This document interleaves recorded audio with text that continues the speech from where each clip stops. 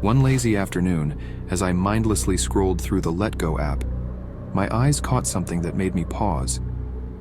A listing for a high-end gaming laptop, completely free. A sleek black Alienware, the model I'd been drooling over for months but could never justify buying. The description simply said, "Works great, free for pickup. First come, first serve." The excitement surged as I stared at the screen, unable to believe that such an expensive piece of equipment could be offered without a price tag. My laptop was ancient, running on fumes, and it had become a regular punching bag during late-night gaming sessions. So seeing this shiny Alienware with zero price attached was like a dream. Without thinking twice, I hit, "Is the laptop really free? Where can I pick it up?" I expected a delay given that it seemed like an insanely good deal, but to my surprise, the seller, someone named Claudia, responded almost immediately. "Yep, it's free. Just come and grab it. First come, first serve though. Lots of interest." Naturally, this response set off a small alarm bell in my mind. Too good to be true. But still, free was free, right? But that's where I should have paused. I asked for the address, and instead of giving me one, she sent me coordinates. Who the hell sends coordinates instead of an actual address? I messaged her back. "Could you just send an address or a landmark near the location?" She responded, "Sorry, I'm off-grid, and this area doesn't really have any addresses. It's just easier if you follow the coordinates. Trust me, it's worth the trip. Just text me when you're on your way. I'll be waiting." A bit skeptical, I tried Googling the coordinates. Sure enough, it led to an area outside the city, pretty much in the middle of nowhere, surrounded by woods. That should have been my second red flag, but I thought to myself, maybe she's just one of those reclusive tech geniuses or someone who hates social interaction. I could relate to that. We agreed on a time, 7 p.m., which was just before sundown. I downloaded a GPS coordinates app, plugged in the location, and set off. About 30 minutes, and as I got closer, my surroundings became increasingly desolate. Trees lined both sides of the road, and there were no houses, no streetlights, nothing. Just a road, winding through dense woods. I was almost at the location, and my phone showed I was just a few hundred meters away, when I realized I couldn't drive any farther. The path ahead was blocked by a dense forest with no way through for my car. I pulled over onto the shoulder, staring at the tree line.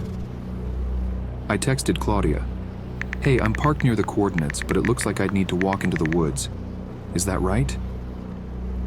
She replied after a minute, "Yep, just a short walk through the woods. You'll see a clearing where I'll be waiting with the laptop." By this point, a nagging voice in my head told me to turn around.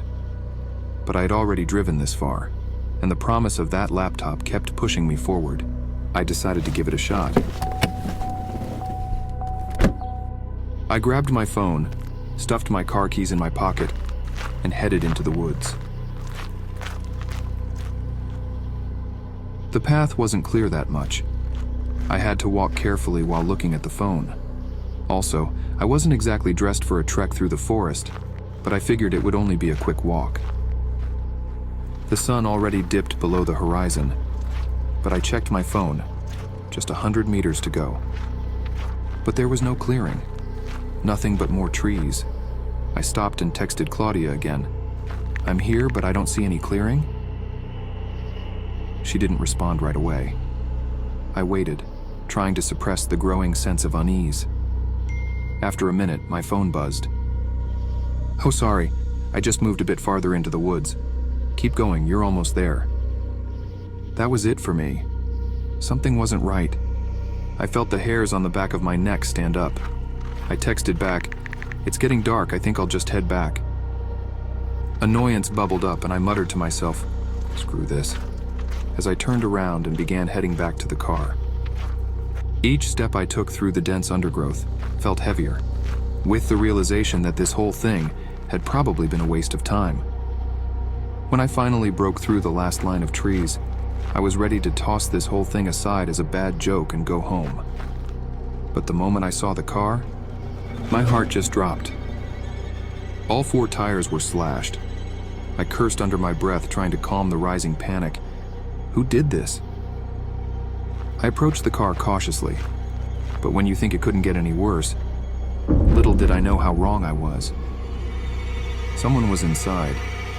I could barely make out the shape of a figure slouched in the back seat, hiding. My body froze, adrenaline flooding my system. Every instinct screamed at me to run, but my legs felt locked in place. I slowly backed away, trying not to make a sound. The figure didn't move. I was quite far away from the car, and I don't think the person inside saw or heard me coming back from the woods. My heart pounded as I quickly texted Claudia, lying that I was still in the woods, trying to buy myself time. That's when I heard it. A notification sound coming from inside my own car. My blood ran cold. Slowly and cautiously, I crouched away from the car, barely daring to breathe. I dialed 911, whispering to the dispatcher, when suddenly I heard the unmistakable, the creak of the car door opening. Panic surged through me, and that's when I sprinted. I ran for what felt like an eternity. My legs burned, and the sound of my own breath was deafening. Finally, I saw the flashing lights of a police car approaching. The officer pulled over to quickly take us to my car. My heart was racing, and I felt a wave of relief wash over me as we drove back to my car. When we arrived, the police searched the area but found nothing. No one in the woods, no sign of the person who had fled. They took a report, noting the slashed tires and the odd text conversation I had with Claudia. I ended up having the car towed and my tires replaced. It took a while for my nerves to settle after that night. But what kept me awake for many nights afterward was the thought of that figure in my back seat. To this day, I never figured out who Claudia really was, or why they had set up such an elaborate trap. But I haven't been on Let Go since. Some free deals just aren't worth the cost.